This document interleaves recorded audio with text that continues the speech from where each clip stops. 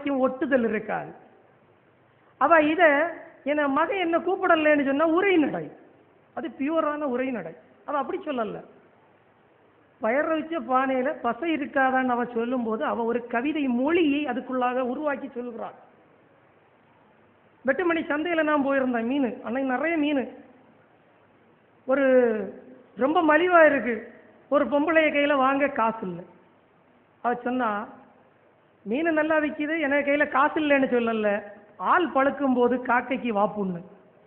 இதுல ஆளுக்கும் பழத்துக்கு என்ன, காக்கை என்ன, வாய்ப்புண்ணு என்ன, இது என்ன? அந்த மொழி என்பது அவ ஒரு கவித்துவமான மொழி. அது மக்களிடம் இருக்கிறது, வழக்கிலே இருக்கிறது. இங்க மூன்றாம் உலக கவிதைகளை நீங்க எடுத்து பார்த்தாலும் இந்த மொழிக்குள்ளால இருக்கக்கூடிய மொழியே பெரிதும் சுமந்து அவைகள் காணப்படுகிறது.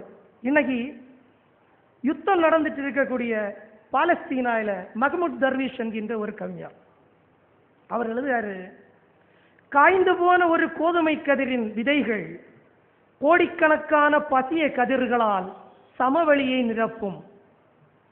காய்ந்து போன ஒரு கோதுமை கதிரின் விதைகள் என்பது இறந்து போன ஒரு போராளி. அவன் அந்த சமவெளிகளால எத்தனையோ போராளிகளை உருவாக்கான். அவர் சொல்லக்கூடிய அந்த மொழி என்பது ஈழத்தில் வாயிசா ஜெயபாலன் என்கின்ற ஒரு கவிஞர், அவர் ஒரு கவிதையில் எழுதுறாரு, துணை விரிந்த குயில் ஒன்றின் சோகம் போல மெல்ல மெல்ல கசிகிறது ஆற்று வெள்ளம், காற்றாடும் நாணலிடை மூச்சு திணறி முக்களிக்கும் வரால் மீன்கள், ஒரு கோடை காலத்து மாலை பொழுது அது, என்னருகே வெம்மணலில் ஆலம்பள கோதும் 5-6 சிறு வித்தும் காய்ந்து கிடக்க காண்கின்றேன். என்றாலும் தூரத்தில் இனிய குரல் எடுத்து மாரிதனை பாடுகிறான் வன்னிச்சிறான் ஒருவன். அது இந்த பாடல் ஒரு சங்க இலக்கிய பாடலை போல இருக்கு. இதுல மணலில் ஆலம்பள கோதும் 5-6 சிறுவித்தும் காய்ந்து கிடக்க காண்கிறேன் என்கிறது இறந்து போன விடுதலை வீரர்களை பற்றி சொல்லக்கூடிய ஒரு கவிதையின் ஒரு மொழிக்குள்ளான இன்னொரு மொழியை அவர் சொல்லுவார். இந்த மொழி என்பது பல்வேறு விதங்கள்ல அவங்களுடைய கவிதையில சமிக்கல் காசிம் என்கின்ற 3ஆம் உலக நாடை சேர்ந்த இன்னொரு பாலஸ்தீன கவிஞர் 2 வரி தான் சொல்லுவார். அவர்கள் என்னை ஒரு முறை கொன்றனர், பின் என் முகத்தை பல முறை அணிந்தனர். ஒரு அரசியல்வாதியை இதை விட கேலி பண்ண முடியாது. அவர்கள் என்னை ஒரு முறை கொன்றனர், பின் என் முகத்தை பல முறை அணிந்தனர். என்னை எவன் கொன்னானோ அவன் தான் என் முகத்தை அணிஞ்சிட்டு வாரான். அதான் கவிதை மிகச்சிறப்பாக இருக்கிறது. இங்கே முதல் உலகம் 3ஆம் உலகம் என்பதெல்லாம் ஒரு புவியியல் ரீதியிலால் விளக்கப்படக்கூடிய ஒன்று அல்ல.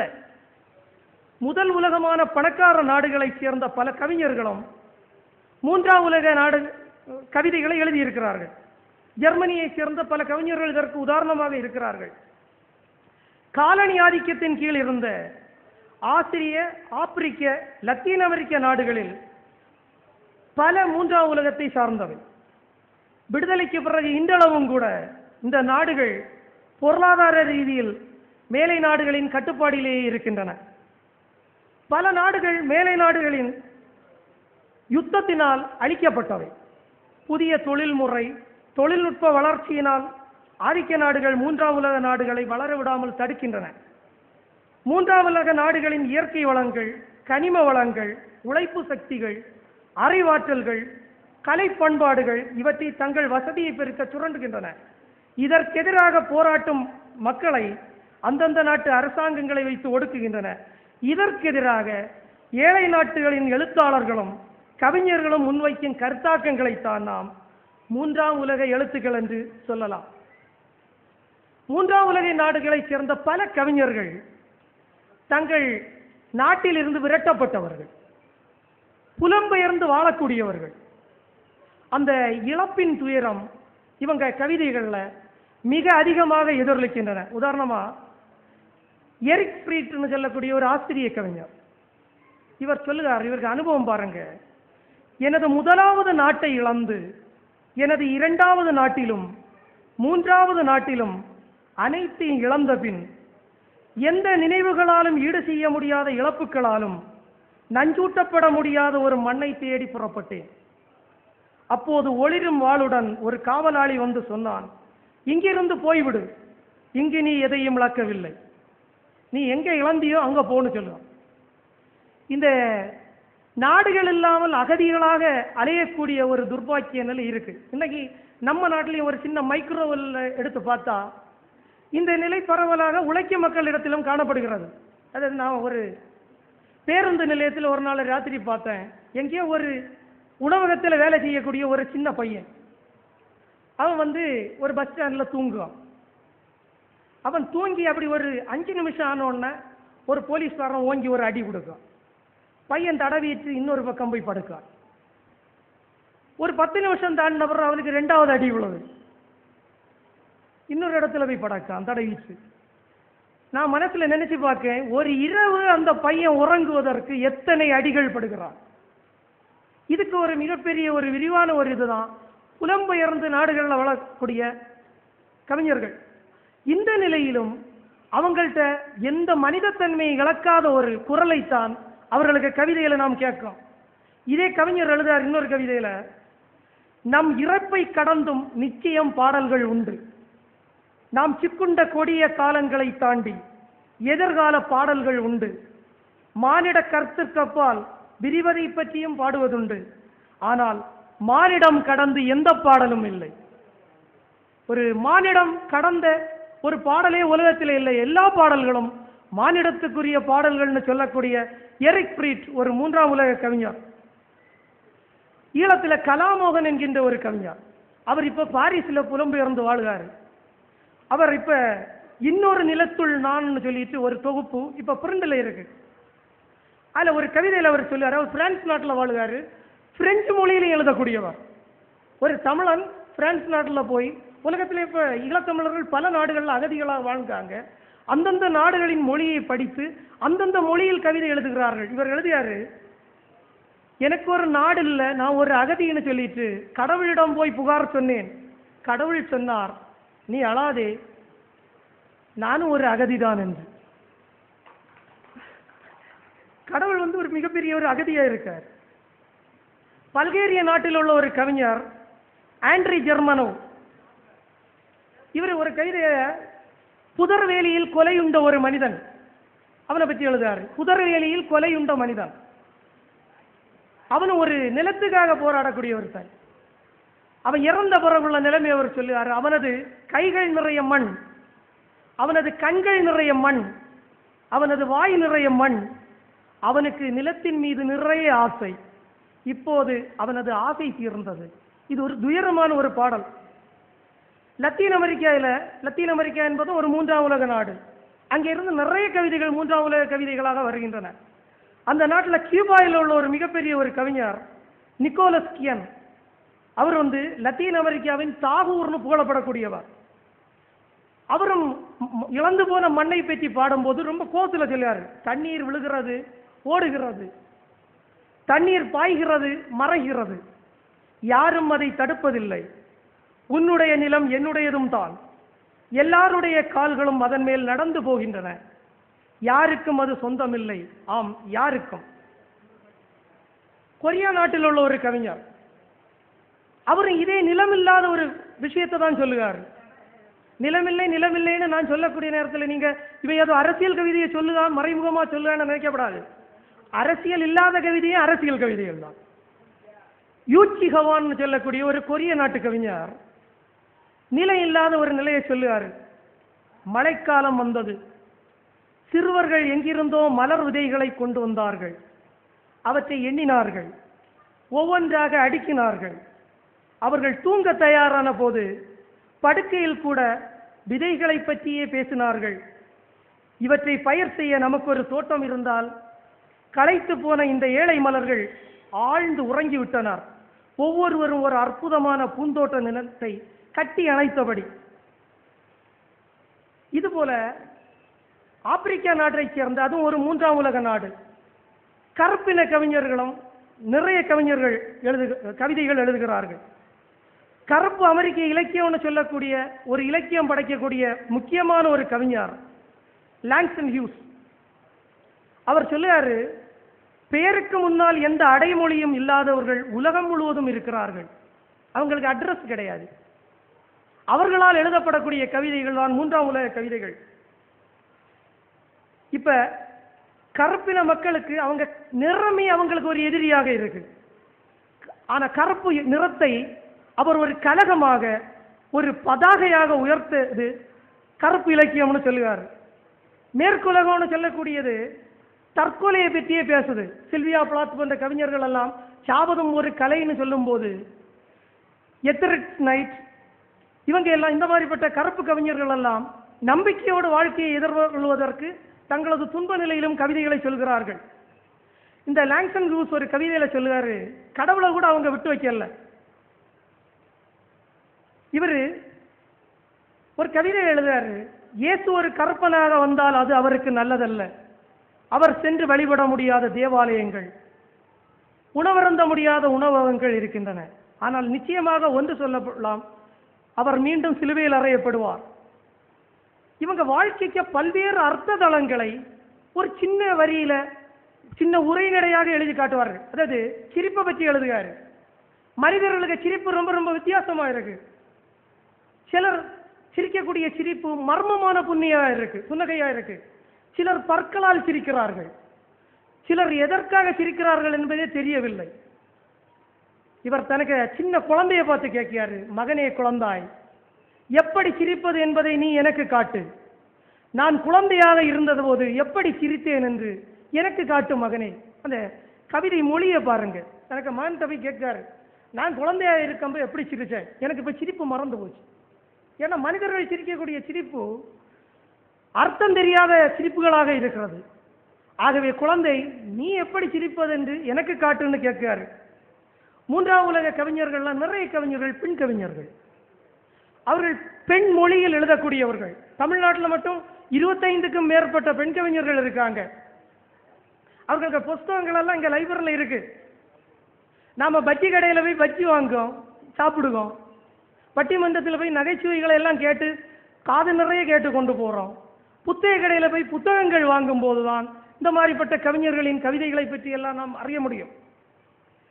ஈழத்தில் உள்ள ஒரு பெரிய பெண் கவிஞர் ஆழியாள் ஒரு இடத்துல சொல்லுகா, என் ஆதித்தாயின் முதுகில் பட்ட திருக்கை சவுக்கடி நான் காணும் ஒவ்வொரு முகத்திலும். அப்ப அவங்க காணக்கூடிய முகம்னா ஆணுக்க முகத்துல ஒரு தழும்பாய் தேமலாய் படர்ந்து கிடக்கிறது. இந்த கவிதை எங்க வருதுன்னு சொன்னா, அவள்கிட்ட ஒரு காதலன் தன்னை காதலிக்குமாறு சொல்கிறான்.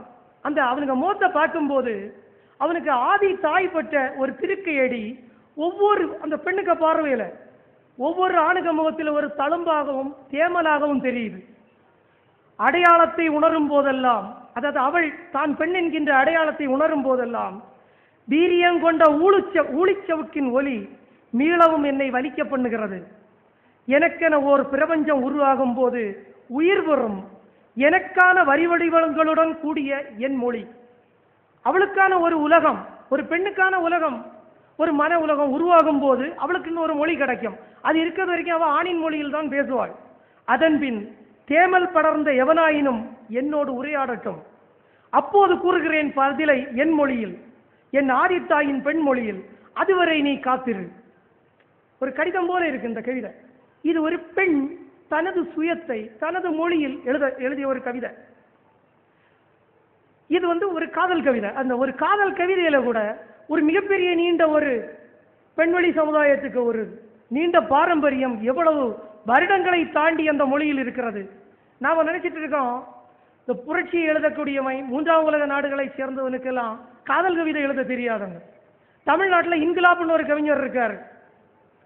அவரை பற்றி சில விமர்சகர்கள் கவிதை எழுதும் போது சொன்னாங்க, அவர் ஒரு வரி கூட இலக்கியமா எழுதிட்டு இல்லைன்னு. இது பாரதிதாசனுக்கு மேலே இந்த குற்றச்சாட்டு வைக்கப்பட்டதுண்டு. நான் அவங்ககிட்ட எல்லாம் சொல்லுவேன், டே பாரதிதாசன் பிரச்சாரம் செய்தட்டும், கோரிக்கையேற்று கிடக்குதென்ன இங்கு வேரில் பழுத்த பலான்னு சொல்லிட்டு ஒரு லைன் எழுதியிருக்காருல்லப்பா, அது உனக்கு கவித்துவமா படவில்லையா என்று கேட்பேன். அதுபோல இன்கிலாப்புக்கு இந்த கவிதை ஒரு 6 வயது ஆத்துக்கு அந்த பக்கத்தில் ஒரு ஊர், இந்த பக்கத்தில் ஒரு ஊர். அந்த பக்கத்தில் உள்ள காதலன் ராத்திரி படகுல கடந்து வந்து இந்த பக்கத்தில் உள்ள காதலிய பார்த்துட்டு போறான். இது கவிதை. அவனை பார்த்து அவ சொல்லுகா, கவிதைக்கு தலைப்பு பௌர்ணமி இரவின் படகில் வந்தவரே, பௌர்ணமி இரவில் படகில் வந்தவரே, நதியலை மோதும் நாணர் புதரின் மறைவில் வெண்மணல் விரிப்பில் நான் இருந்தேன். படகுக்காரரே படகுக்காரரே, பௌர்ணமி இரவின் படகுக்காரரே, நதி நுரை அலைக்கும் நாணர் புதர்களை விலக்கி செல்கையில் மெதுவாக செல்லுங்கள். வழியில் தண்ணீர் வாத்துக்கள் அடைகாத்த முட்டைகள் கிடக்கலாம். உங்கள் கால்கள் மோதி விடாதிருக்கட்டும். அது ஒரு காதலை எவ்வளவு மென்மையா சொல்லுதா. இது ஒரு பெண் எழுதின கவிதையை போல இருக்கு. இதுல இருக்கக்கூடிய மொழி ஒரு பெண் மொழி போல இருக்கு. இது ஒரு ஆண் எழுதின ஒரு கவிதை, இன்குலாப் எழுதின கவிதை. அது நீ நாணல் புதரை ஒதுக்கும் போது தண்ணீர் வாத்துக்களுக்கு முட்டைகள் இருக்கலாம், உனது கால்கள் மோதி அவை உடையாமல் போகட்டும்னு சொல்லக்கூடிய ஒரு இதை இது பண்ணலாம். நம்ம இந்திய கவிதைகளை பொறுத்தவரையில இந்தியாவும் ஒரு 3ஆம் உலக நாடு தான். இங்க அதிகமாக தலித் கவிதைகள் மிகப்பெரிய அளவில் அடையாளங்களோட வெளிவந்திருக்கு. தலித் கவிதைகளை பற்றி நாம் சொல்லணும்னு சொன்னா நாம் வெளியே ஒன்றும் போகண்டாம். நம்ம கன்னியாகுமரி மாவட்டத்திலே இப்ப எழுதக்கூடிய ஒரு 25க்கும் மேற்பட்ட கவிஞர்கள் இருக்கிறார்கள். அதாவது 1988க்கு பிறகு இன்றளவும் இந்த 25 வருட காலங்களில் எழுதக்கூடிய உலக தரத்துக்கு எழுதக்கூடிய 25க்கும் மேற்பட்ட கவிஞர்கள் இருக்கிறார்கள். நான் கேட்பதெல்லாம் அந்த கவிஞர்களை எல்லாம் நீங்கள் வருடந்தோறும் இங்கே அழைத்து பேச வைக்க வேண்டும். அப்போதுதான் நமது மண்ணை பற்றி தெரியும். நாம் நமது மண்ணை பற்றியும் நமது கால்களில் நடந்து செல்லக்கூடிய நிலத்தை பற்றியும் அறியாமல் ஏதோ ரொமான்டிசமாக திரைப்பட பாடலாசிரியர்கள் எழுதக்கூடிய கவிதைகள் எல்லாம் மிகச்சிறந்த உன்னத கவிதைகள் என்று வெறும் வார்த்தைகளாக பேசிக்கொண்டு திரிகிறோம். இந்த கவிஞர்களை கண்டிப்பாக நீங்கள் அழைக்க வேண்டும். இங்கே என்.டி. ராஜகுமார், புஷ்பராஜ், பல பல கவிஞர்கள் இருக்கிறார்கள். கன்னியாகுமரி மாவட்டத்தில் இருக்கக்கூடிய கவிஞர்களுக்கு ஒரு லிஸ்ட்டை நான் வாசிக்கேன். அதை நான் கண்டிப்பாக வாசிக்கணும். H.G. ரசூல், என்.டி. ராஜகுமார், ச. கண்ணன், நட Sivakumar, R. Premkumar, Thanu Pichaiya, Kami Mustafa, Kennedy, G.S. Dayalan, K. Pushparaj, செல் சேவிஸ், சுதரா, G.R.V. எட்வர்ட், நிர்மல் தம்பி, W. எட்வின்,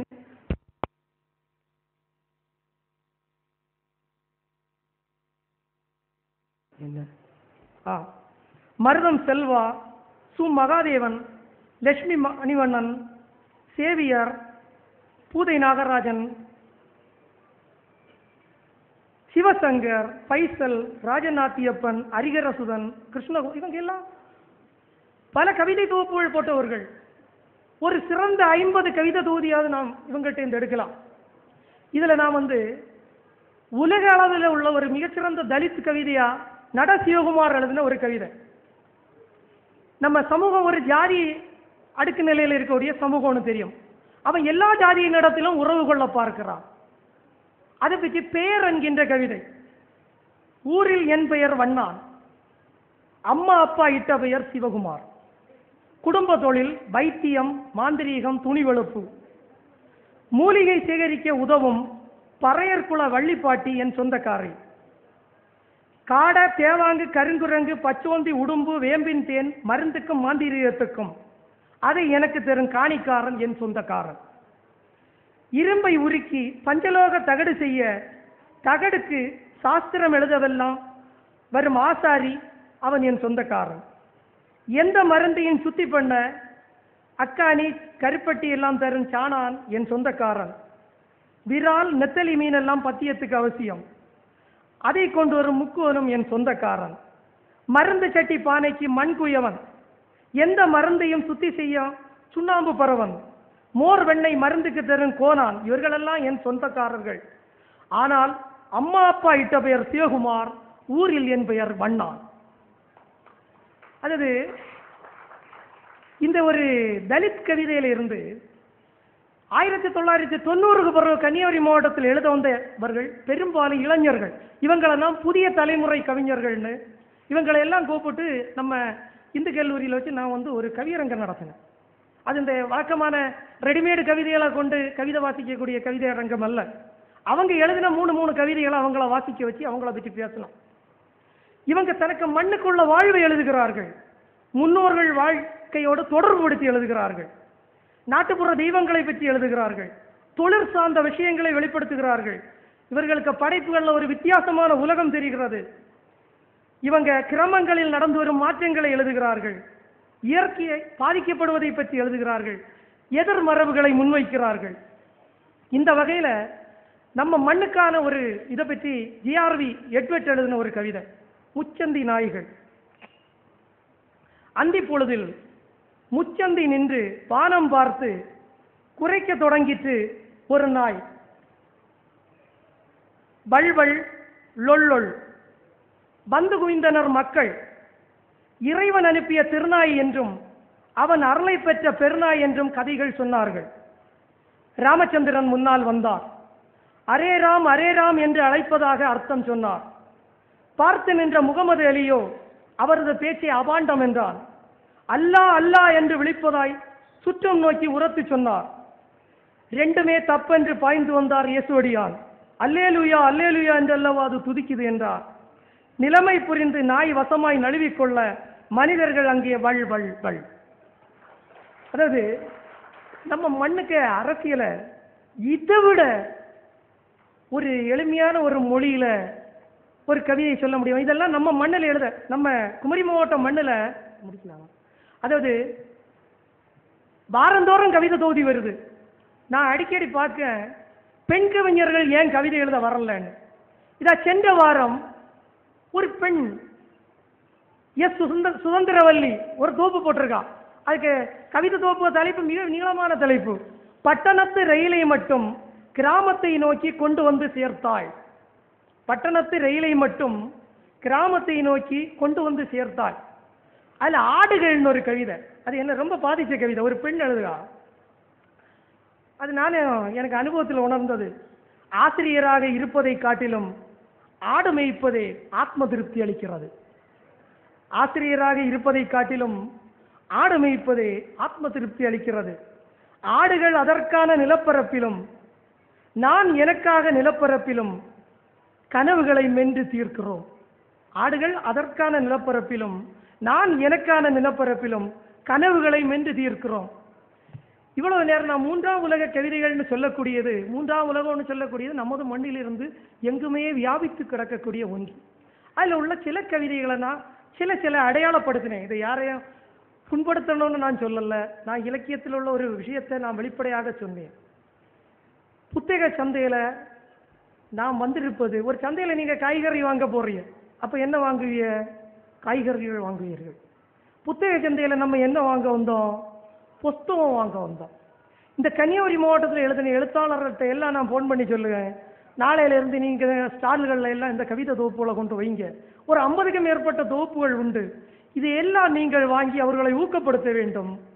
புத்தகங்கள் நீங்கள் வாசிக்கும் போதுதான் எழுத்தாளர்களாகிய நாங்கள் சுவாசிக்க முடியும் என்று கூறி இதுவரை பொறுமையாக கேட்டுக்கொண்டிருந்த உங்கள் அனைவருக்கும் நன்றி கூறி விடைபெறுகிறேன். வணக்கம்.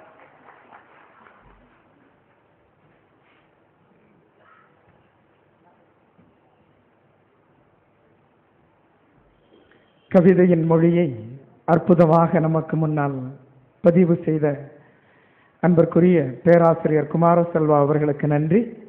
இப்போது இங்கே அமர்ந்திருக்கக்கூடிய விருந்தினர்களுக்கு நினைவு பரிசு வழங்குகிற நிகழ்வு நடைபெறுகிறது. நம்முடைய இன்றைய நிகழ்வில்